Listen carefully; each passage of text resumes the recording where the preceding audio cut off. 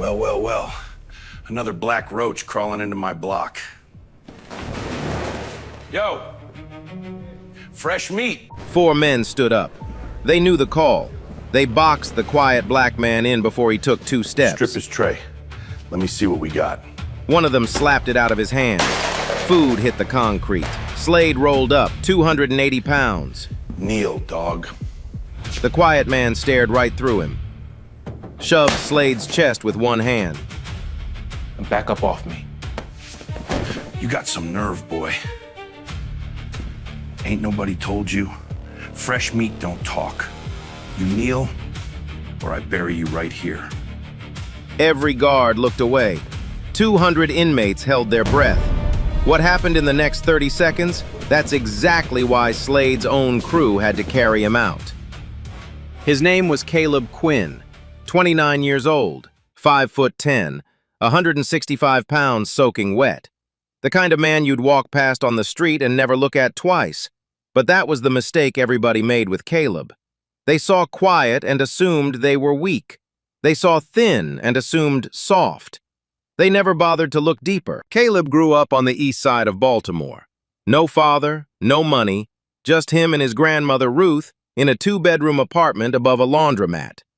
Ruth worked double shifts at a hospital cafeteria 6 days a week. She raised Caleb with 2 rules: keep your head down and never throw the first punch. When Caleb was 14, a local gym owner named Big Phil saw him get jumped behind a corner store. 3 kids. Caleb didn't win, but he didn't go down either. Phil watched this skinny kid take hit after hit and keep getting back up. He walked over after and said 5 words. "Come train with me." That changed everything.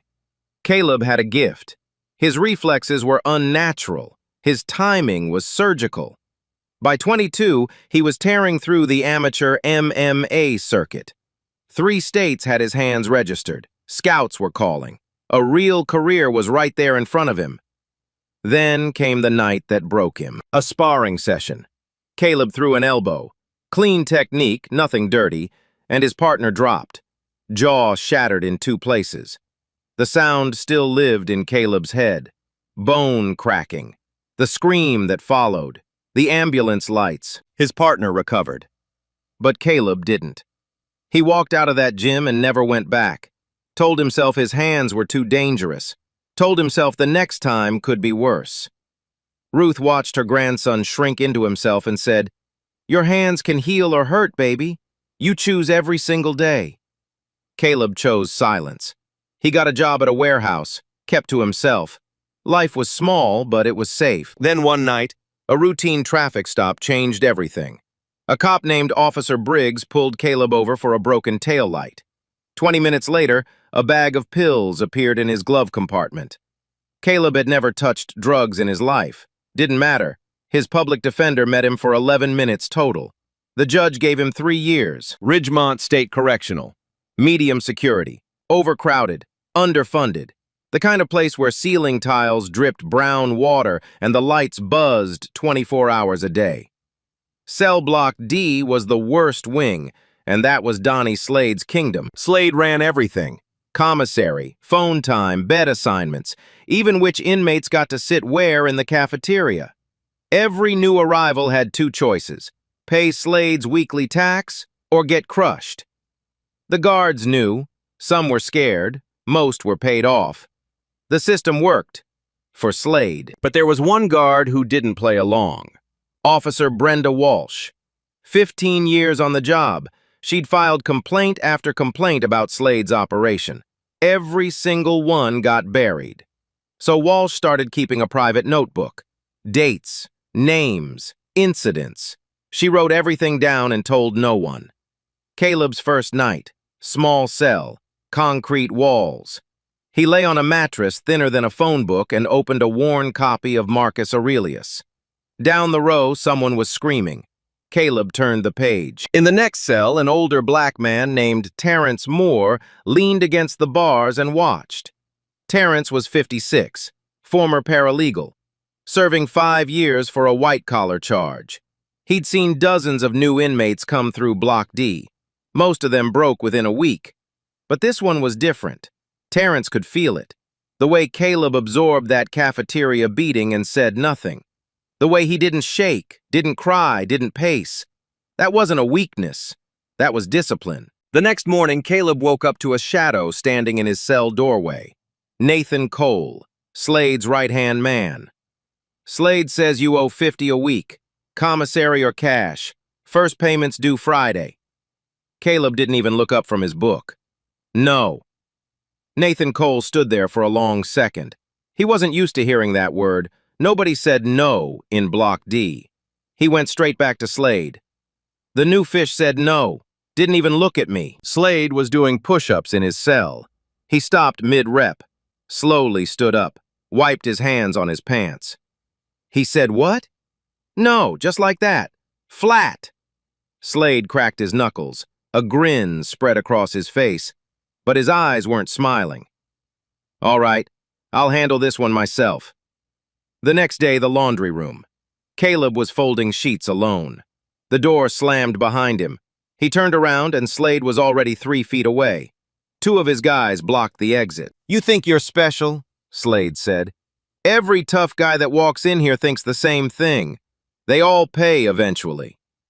Caleb kept folding, didn't look up. I said I'm not paying. Slade grabbed him by the back of the neck and drove him face first into an open dryer. The metal edge caught Caleb's ribs. Something cracked. Pain shot through his side like electricity. Caleb's hands tightened into fists. His whole body tensed. Every reflex he'd trained for 8 years screamed at him to move, to counter, to finish it. He didn't.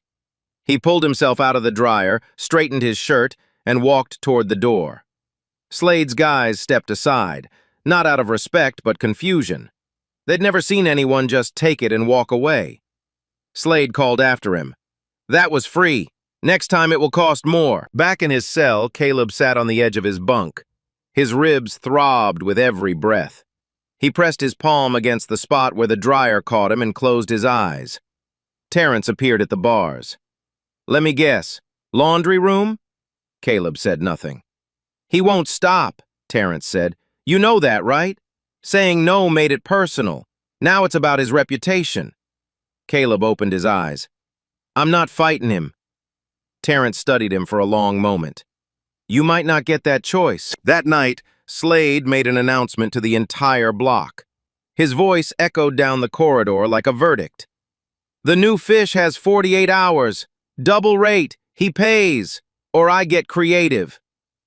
Slade didn't wait 48 hours. He started the next morning. Caleb came back to his cell after breakfast and found his books ripped apart. Pages of Marcus Aurelius scattered across the floor like dead leaves. His mattress was flipped. His one family photo, him and Ruth on his 16th birthday, was torn in half. He picked up the photo, held both pieces together, stared at it for a long time. He didn't say a word. Day 2. Caleb sat down in the cafeteria, took one bite of his food and tasted something wrong. Chemical. Burning. Someone had poured bleach into his tray. He spat it out and pushed the tray away. Slade's crew watched from across the room, elbowing each other, laughing. Terrence slid his own tray across the table. Eat mine. I'll figure something out. Caleb shook his head. I'm fine. You're not fine. You haven't eaten a full meal in 2 days. Day 3. Slade pulled strings with a guard on his payroll and got Caleb reassigned to sewage detail, the worst labor job in Ridgemont. 8 hours a day in a basement that smelled like death, knee-deep in waste, no gloves. The other inmates on that crew had all been there as punishment for fights. Caleb hadn't done anything. He showed up, did the work, said nothing. By the end of the first week, every inmate in Block D understood the message. Stay away from the new fish. Anyone who talked to Caleb, sat with Caleb, or even looked at Caleb too long would answer to Slade. It worked. The seats around Caleb emptied one by one. Men who had nodded at him in passing stopped making eye contact. A younger inmate named Davis, barely 20, had been friendly to Caleb on his second day. After Slade's warning, Davis walked past Caleb in the hallway without a word. The next Friday, Davis paid Slade's tax in full, hands shaking, eyes on the floor. That's what Slade did. He didn't just break one man, he made everyone else watch, so they'd break themselves. But Slade wasn't satisfied.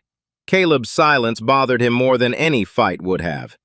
He told Nathan Cole one night in his cell, pacing back and forth like a caged animal. "What's wrong with this guy? I take his food, take his books, put him in the sewer, and he just sits there, like I'm nothing." Cole shrugged. "Maybe he's just built different." "Nobody's built different. Everybody breaks. I just haven't found his button yet."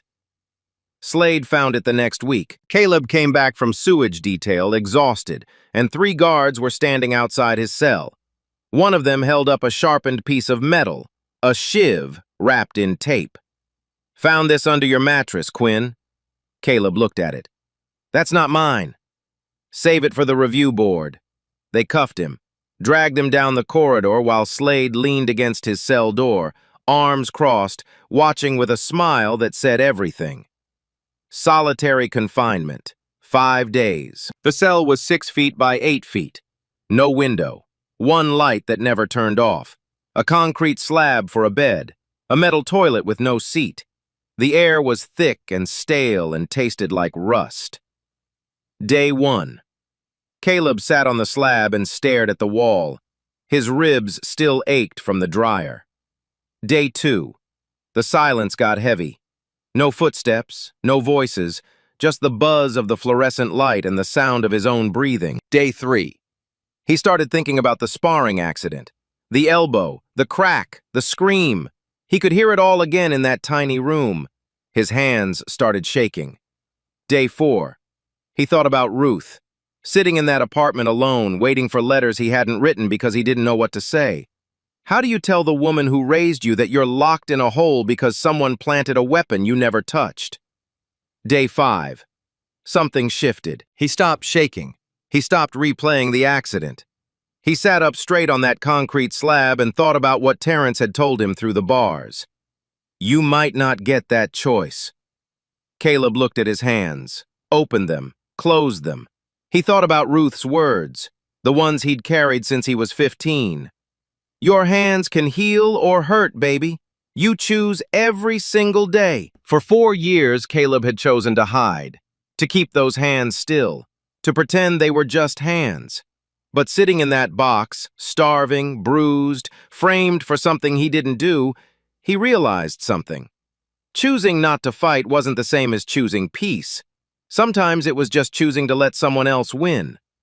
When the solitary door opened on the 5th day, Caleb walked out. He was thinner, quieter, but anyone who looked closely would have noticed something different in his eyes. Terrence noticed right away. You okay? Caleb sat down on his bunk. I'm done letting him take it from me. Terrence leaned in. What does that mean? It means the next time he puts his hands on me, I'm going to finish it. Terrence studied Caleb's face. No anger, no heat. Just a decision, solid as concrete. Then we need to be smart about it, Terrence said, because if you fight back without proof, they'll bury you in here forever. That night, every inmate in Block D heard Slade's voice boom down the hallway. Welcome back, fresh meat. I hope you rested up in there. Tomorrow morning, yard time. I got something real special planned for you. His crew laughed. The whole block heard it. But what Slade didn't know was that Caleb Quinn wasn't the same man who went into that box 5 days ago. And what happened in that yard the next morning would be watched by 40 million people. That night, Terrence came to Caleb's cell after lights out. He spoke low, almost a whisper. Listen to me. Slade's gonna come at you with numbers. 4, maybe 5 guys. He always does it in the yard because the cameras have blind spots. No footage means no proof. Your word against his. And guess who the warden believes? Caleb nodded. So what do we do? I know one guard who's clean. Walsh. She's been documenting Slade's operation for years. Nobody listens to her, but she's still watching. Terrence paused. If I can get word to her before yard time, she can reposition the camera on the east wall. One angle. That's all we need. And if she can't? Then you better make sure you're still standing when it's over. Because without footage, They'll charge you and add 10 years. Caleb sat in the dark for a long time after Terrence left. He didn't shadow box, didn't stretch. He just breathed. In through the nose, out through the mouth. The same rhythm Big Phil taught him when he was 14. He wasn't angry. He wasn't scared. He was decided. At 6 a.m., the morning alarm hit. Steel doors rolled open down the corridor. Boots shuffled toward the yard. Terrence caught Caleb's eye from across the block and gave one small nod. Walsh was in position. Slade was already outside, waiting, 4 men behind him. The yard at Ridgemont was a flat rectangle of cracked concrete surrounded by chain-link fence topped with razor wire. 1 basketball hoop with no net, a pull-up bar rusted brown, and 200 inmates spread across the space like they were waiting for something. They were. Caleb walked out last, hands in his pockets, eyes forward. He could feel every stare in that yard land on him like a weight. The whole block knew what was coming. Inmates drifted toward the edges without being told, clearing the center like a ring forming itself. Slade stood in the middle, arms crossed.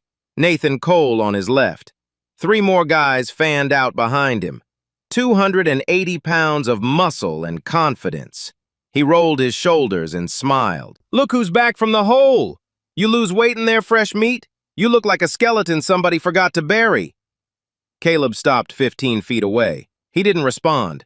He just stood there, loose, balanced, feet shoulder-width apart, hands out of his pockets now, relaxed but ready. Terrence watched from the far wall. Walsh stood near the east entrance, clipboard in hand, her eyes on the camera she'd repositioned an hour ago. The red light was blinking, recording. Slade uncrossed his arms and started walking forward. Slow, heavy. Each step made his boots scrape against the concrete. "Last chance, dog. Kneel. Kiss my hand. Pay what you owe. And maybe, I let you eat tonight." Caleb said one word. "No." Slade's grin vanished. "Get him." Cole moved first. He came from the left, fast for his size, and threw a wide right hook aimed at Caleb's temple. Caleb saw it before it started. He slipped left, let the fist sail past his ear, and drove a short right hand into Cole's liver. The sound was dull and wet, like dropping a phone book on a steak. Cole folded. His knees hit the concrete and he rolled onto his side, gasping, arms wrapped around his midsection. 1 down. 4 seconds. The second man came straight ahead, bigger than Cole. He charged with both hands out, trying to tackle Caleb to the ground. Caleb sidestepped, grabbed the back of the man's head, and used his own momentum to drive his face into the concrete. The man skidded 2 feet and didn't get up. 2 down, 7 seconds. The third and fourth came together, 1 from each side.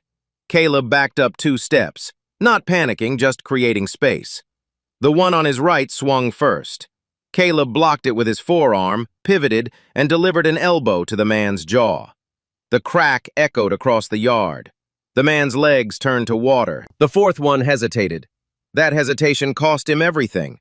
Caleb swept his lead leg out from under him, and the man hit the ground flat on his back. Air left his lungs in one loud grunt. He stayed down, staring at the sky. 4 down. 15 seconds. The yard was dead silent. 200 men stood frozen. Nobody breathed. Nobody moved. Slade was alone now. He looked at his 4 guys on the ground. Cole was still curled up, wheezing. The others weren't moving. Slade's jaw tightened. His fists balled up. "You think that scares me?" he said. But his voice had changed. The bass was gone. Something thin and tight had replaced it. He charged, all 280 pounds, head down, arms wide, like a lineman going for a sack.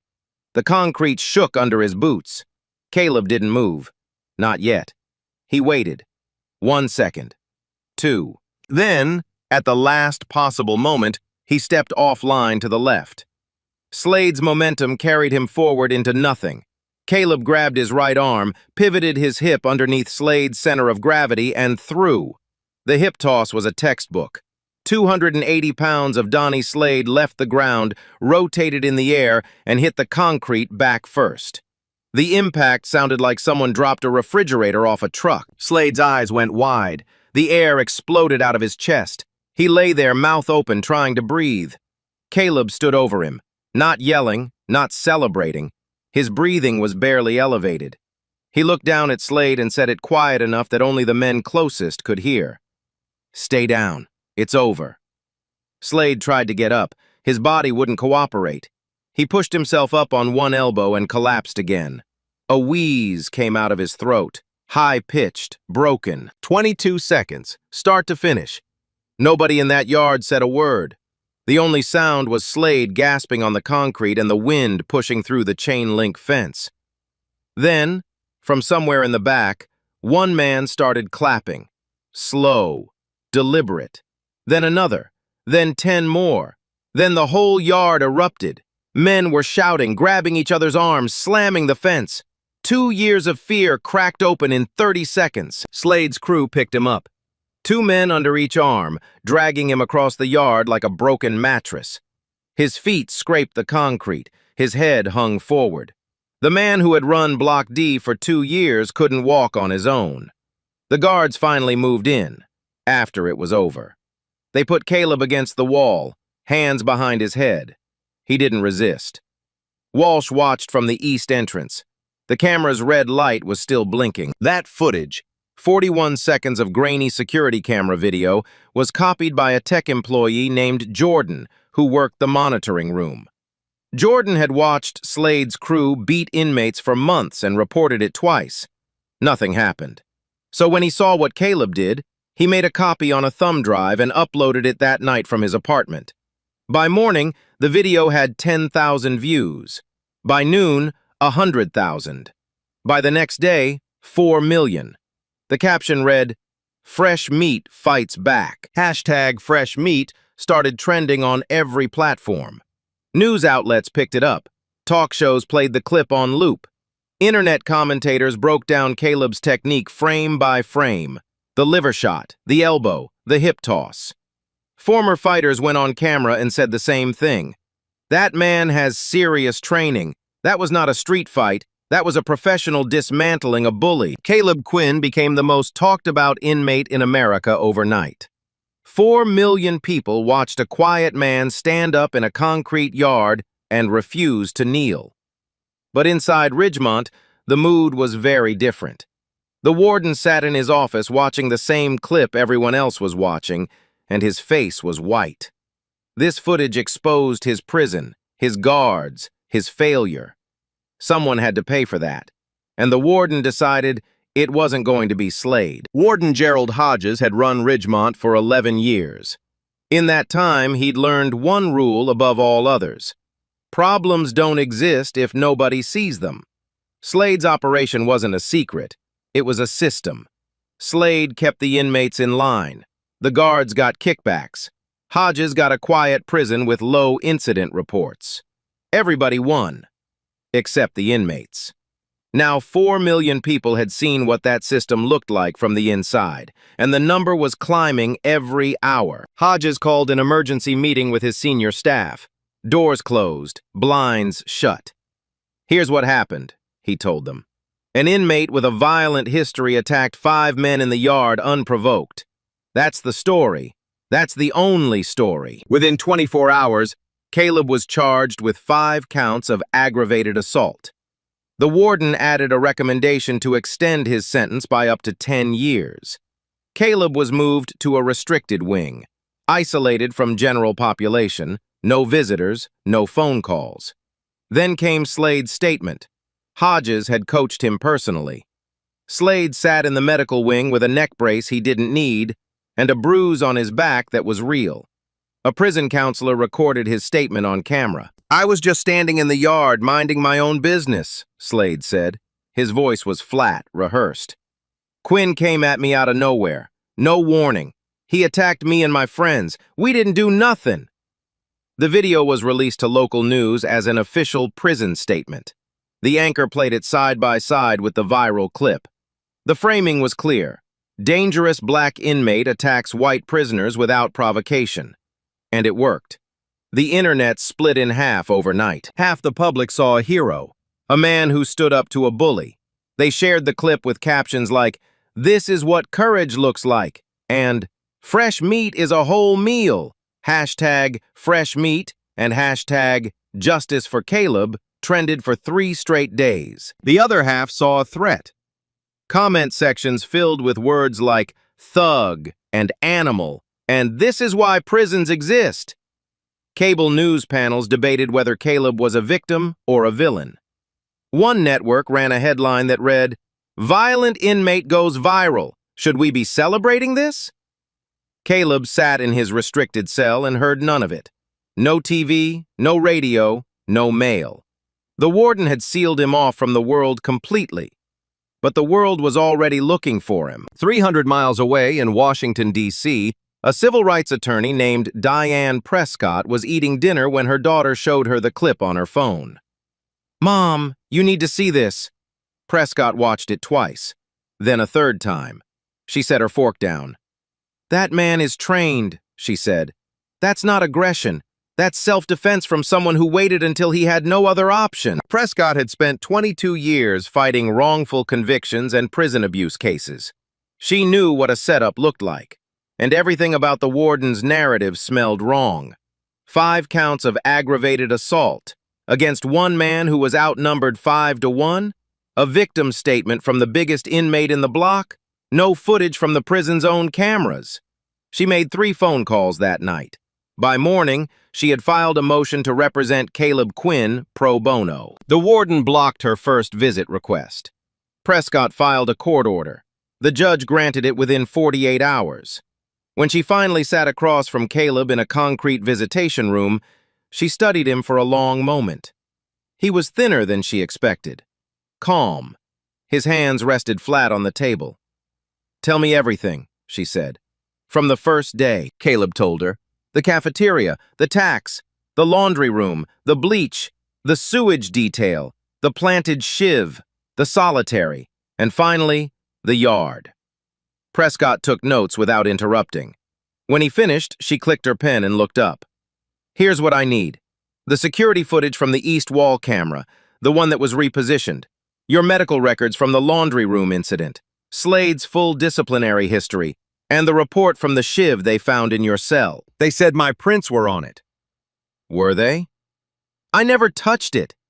"Then the forensics will show that. If they don't, that's even more useful." Prescott went to work. She subpoenaed the security footage. The warden's legal team fought it. She filed a motion for Caleb's medical records. Delayed. She requested Slade's disciplinary file. Redacted. Every door she pushed, Hodges pushed back harder. But Prescott was patient. She'd been through this before, and she knew that the harder an institution fights to hide something, the worse that something usually is. Her breakthrough came from an unexpected place. She filed a request for the forensic report on the planted shiv. When it finally arrived, 3 weeks late, she read it twice and smiled. No fingerprints. None. The weapon had been wiped completely clean before it was placed under Caleb's mattress. A real weapon hidden by an inmate in a hurry would have prints, sweat, skin cells. This one was sterile. Someone had planted it deliberately, and they'd been careful about it. Prescott then subpoenaed Officer Walsh's personnel file and discovered the complaints. Dozens of them, all about Slade, all buried by the warden's office. She reached out to Walsh directly. "I know what you've been doing," Prescott said over the phone. "The notebook, the documentation. I need it." Walsh was quiet for a long time. "If I hand that over, I lose my job. If you don't, an innocent man loses a decade of his life." Walsh agreed. She told Prescott where the notebook was, her locker at the prison. 2 days later, Walsh opened her locker. The notebook was gone. She tore the locker apart, checked every shelf, every pocket. Nothing. Someone had broken in and taken it. Walsh called Prescott, barely keeping her voice steady. "It's gone. They took it." Prescott closed her eyes, took a breath. "All of it?" "The physical copy, yes." Back in Block D, Slade was recovering in the medical wing. His back still ached. His pride ached worse. But something else was eating at him. Something he hadn't expected. The warden had visited him twice. Not to check on him, to coach him, to tell him what to say, how to say it, when to say it. Slade was used to being the one giving orders. Now he was taking them. Nathan Cole came to visit him one afternoon. Cole was walking again, but the liver shot had left a bruise the size of a grapefruit on his right side. "Slade, you notice what's happening? Hodges is using us. We're the ones who got beat, and now we're the ones lying for him." Slade stared at the ceiling. "Shut up, Cole." "I'm serious. If this goes to a hearing, who you think takes the fall? You think the warden's gonna stand up and say he knew about everything? He's gonna let us burn." Slade didn't answer, but his jaw tightened. Because he knew Cole was right. The hearing was set for 3 weeks out. Prescott had the forensic report. She had the camera footage request pending. She had Walsh's testimony ready. But the notebook, the single most detailed record of Slade's 2-year reign, was gone. Or so the warden thought. The hearing took place in a windowless room on the administrative floor of Ridgemont. Long table, plastic chairs, a 3-person review panel, 2 corrections officials from the state, and 1 independent legal observer. A recorder sat in the middle of the table, red light on. Warden Hodges sat on one side with his legal counsel and 2 senior guards. Slade was there in a wheelchair, a prop, Prescott was sure of it. Neck brace still on. He looked like a man who'd survived a car crash, not a 30-second fight he started. Caleb sat on the other side, orange jumpsuit, hands cuffed to the table. Prescott beside him with 3 binders of documents stacked in front of her. The panel chair opened the proceedings. "This hearing will determine whether inmate Caleb Quinn is guilty of 5 counts of aggravated assault and whether additional sentencing is warranted. Warden Hodges, your case." Hodges stood, buttoned his jacket. He spoke like a man who'd done this 100 times. On the morning in question, inmate Quinn attacked 5 inmates in the recreation yard without provocation. The assault was vicious, premeditated, and resulted in significant injuries. Inmate Slade, the primary victim, suffered spinal contusions and is currently unable to walk unassisted. We are requesting the maximum sentencing extension. He sat down, confident, controlled. Prescott didn't stand right away. She let the silence sit for 3 full seconds. Then she opened her first binder. "I'd like to start with the forensic report on the weapon found in Mr. Quinn's cell on March 14th. She slid copies to each panel member. "This shiv was allegedly discovered under Mr. Quinn's mattress during a routine search. It was used as justification to place him in solitary confinement for 5 days. But the forensic analysis, conducted by the prison's own lab, found 0 fingerprints on the weapon, 0 DNA, 0 skin cells. The weapon was completely sterile." She paused, let that land. "Members of the panel, have you ever met an inmate who wipes down his own weapon with laboratory precision before hiding it under his own mattress? Because I haven't. This weapon was planted." Hodges' legal counsel shifted in his seat. Hodges didn't blink, but a vein in his temple started pulsing. Prescott moved to her second binder. "I'd like to address the claim that Mr. Quinn's attack was unprovoked.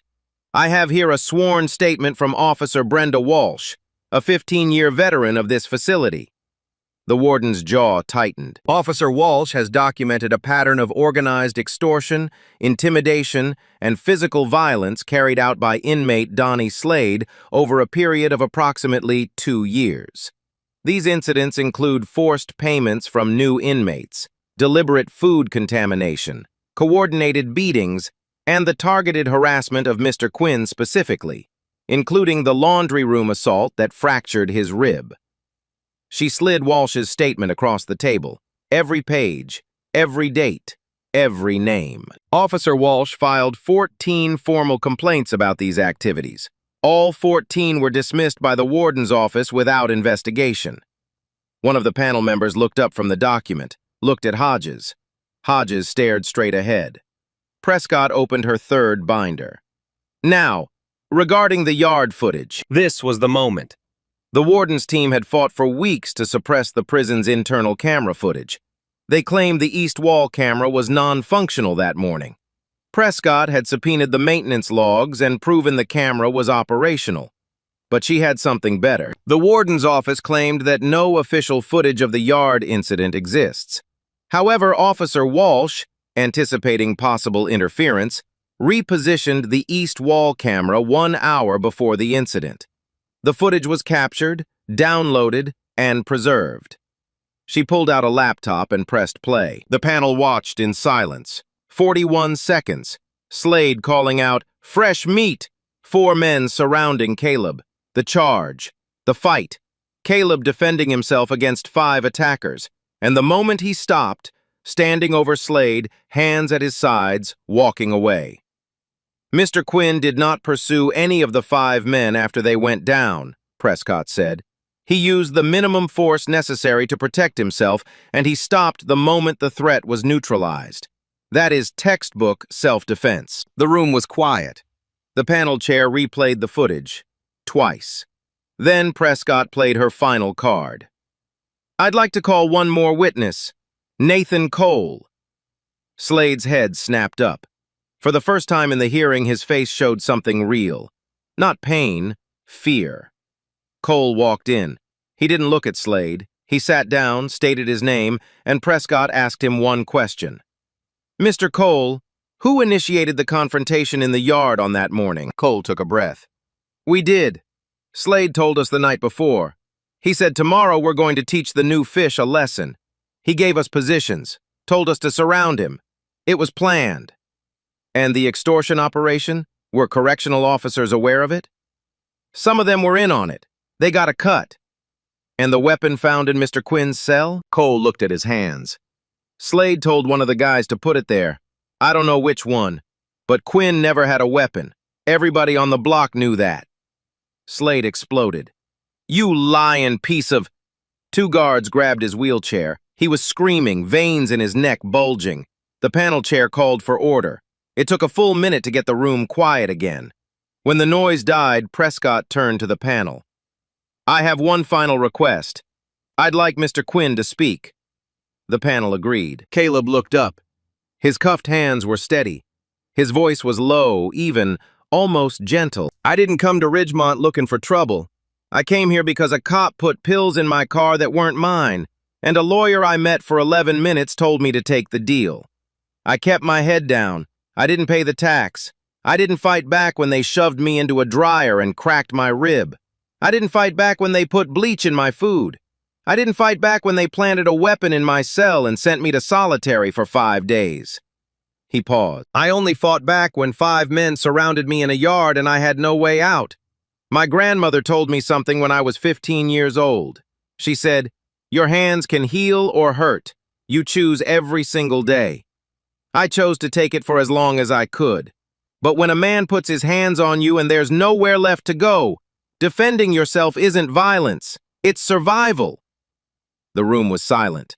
The panel chair looked at Hodges. Hodges looked at the table. The panel deliberated for less than 40 minutes. The ruling. All 5 counts of aggravated assault dismissed. Clear finding of self-defense.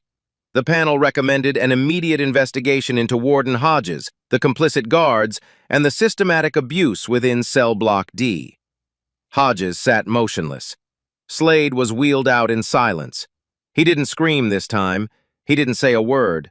But Caleb didn't celebrate. He sat in his chair, cuffs still on, and took one long breath. Because the hearing cleared his name for the yard.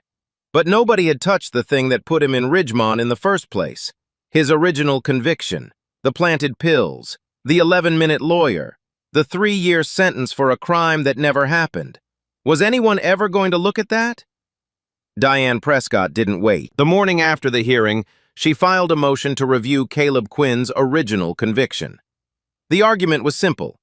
If Ridgemont's administration was willing to plant a weapon in an inmate's cell, what else had been planted? She started digging into the arresting officer, a patrol cop named Derek Briggs. 11 years on the force, dozens of drug possession arrests, an unusually high conviction rate in a district that was 90% black. Prescott pulled every case Briggs had touched in the last 5 years.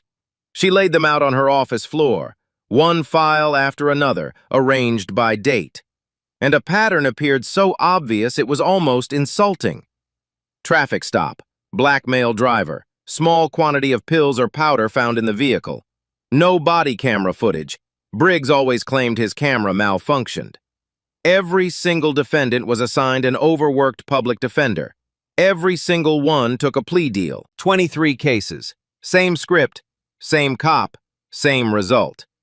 Prescott brought the pattern to a federal judge. The judge ordered an internal affairs investigation within 72 hours. Briggs was pulled off duty immediately. His locker was searched. Inside, investigators found a box of small Ziploc bags, pre-portioned, identical to the ones found in the vehicles of his arrests. They also found over $12,000 in cash that didn't match his salary. Briggs refused to cooperate. It didn't matter. The evidence spoke for itself. Within 2 months, 14 of his 23 convictions were overturned. Caleb Quinn's was the 15th. The judge who signed the reversal looked at Caleb in the courtroom and said, "Mr. Quinn, the system that was supposed to protect you failed at every level. This court cannot give you back the time you lost, but it can give you back your name." Caleb stood up. His grandmother Ruth was in the front row. She was smaller than he remembered. Her hands were shaking.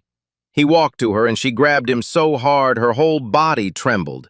She whispered in his ear, "I knew. I always knew." He didn't say anything. He just held her. Outside the courthouse, the cameras were waiting. Dozens of them. Reporters shouting questions. Caleb shielded Ruth with his arm and walked past every single one without a word. But the story didn't stop with Caleb's freedom. Back at Ridgemont, the investigation hit like a wrecking ball. Warden Gerald Hodges was terminated and charged with obstruction of justice, evidence tampering, and failure to report institutional abuse. 3 guards who had taken payments from Slade were arrested. 2 more resigned before they could be questioned. Donnie Slade was transferred to a maximum security facility upstate. No more Block D, no more Kingdom, no more crew. He entered his new cell alone, and for the first time in years, nobody was afraid of him. Officer Brenda Walsh was promoted to Senior Corrections Supervisor.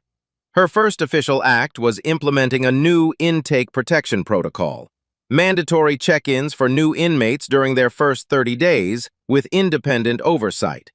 The program was modeled after the documentation system she'd been running alone for years. The viral clip, now viewed over 40 million times, became something bigger than a fight video.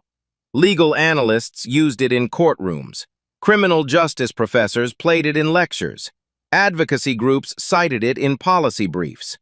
Hashtag Justice for Caleb became hashtag #StandUpScun, a national movement demanding transportations, now doing the Bird in Spite video. A television was making fight with what we shared it, became hashtags Justice for Caleb, became hashtag #StandUpWithNot.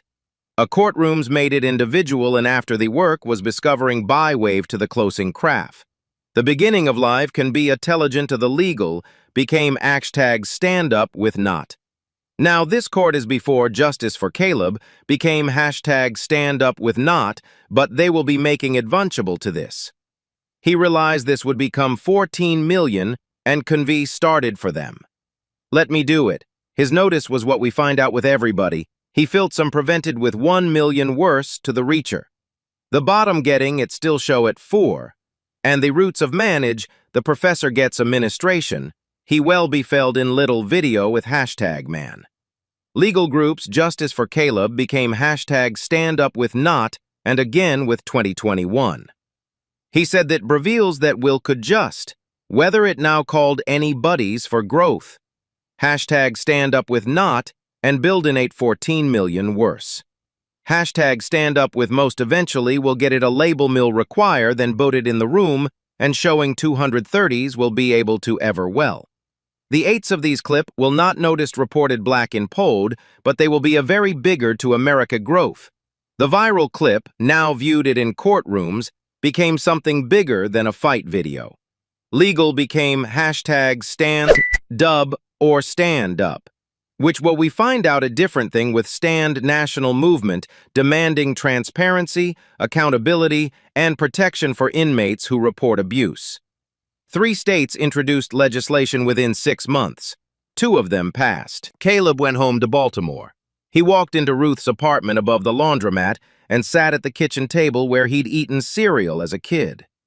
Everything was smaller than he remembered, but it was home. 2 weeks later, he walked into Big Phil's gym for the first time in 7 years. Phil was older, slower, but he recognized Caleb the second he came through the door. "I wondered when you'd come back," Phil said. Caleb didn't come back to fight. He came back to teach. He started a program for at-risk kids in East Baltimore.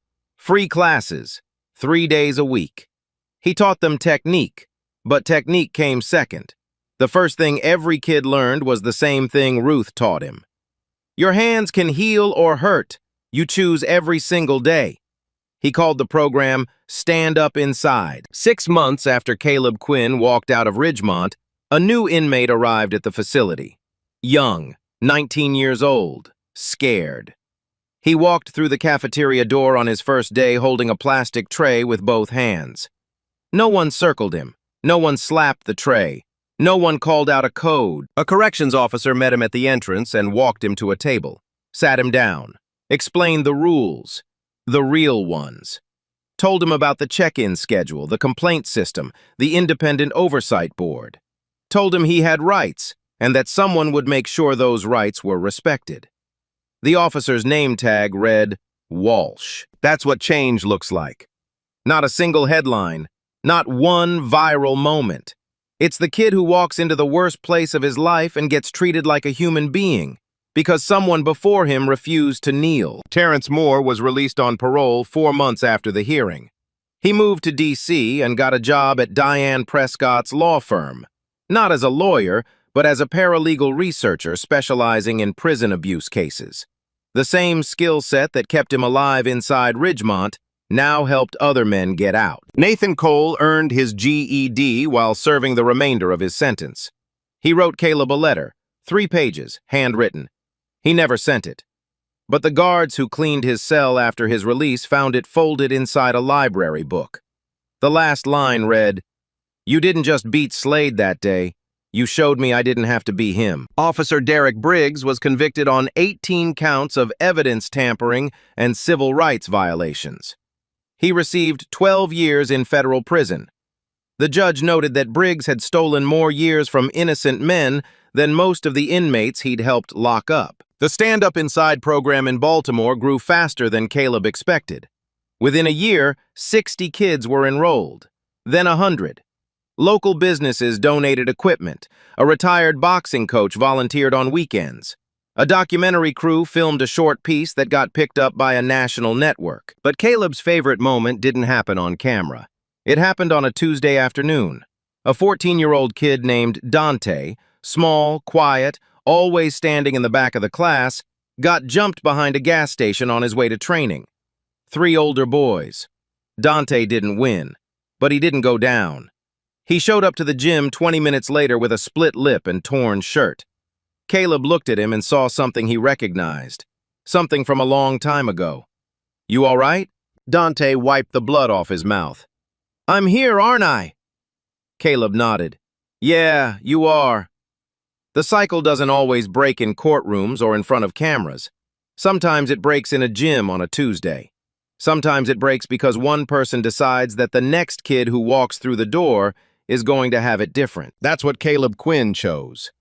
Not fame, not revenge, not a platform. Just a room full of kids who needed someone to show them that being quiet doesn't mean being weak. That restraint is not the same as surrender. And that the moment you stand up for yourself, even when no one else will, everything changes. If this story reminded you of someone who stayed quiet when the world tried to break them, share it with them. They need to hear it. Drop a comment. Tell me, have you ever been in a room where everyone counted you out before you even opened your mouth? I want to hear your story. And if you haven't already, subscribe, because the next story I'm going to tell you is even wilder than this one. Hashtag justice for Caleb. Hashtag stand up inside. Hashtag fresh meat.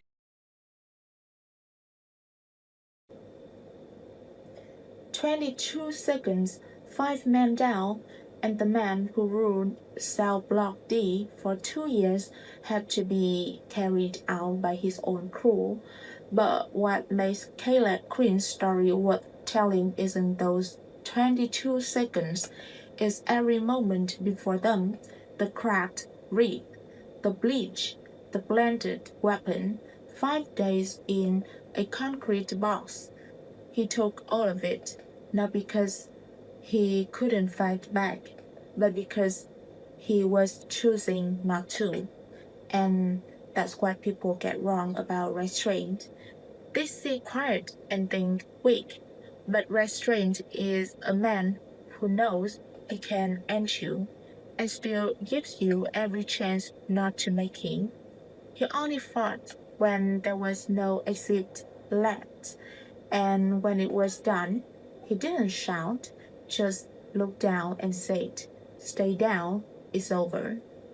And it makes you wonder, how many times have you stayed quiet, not because you had nothing to say, but because you thought silence was strength? But at what point does staying quiet start being discipline and start being surrender? Where's that line? And would you know it when you got there? Drop it in the comments. I want to hear your answer. If this story hit you, share it with someone who needs it today. Subscribe if you haven't. The next one's even wider. And remember, being quiet is not the same as being weak.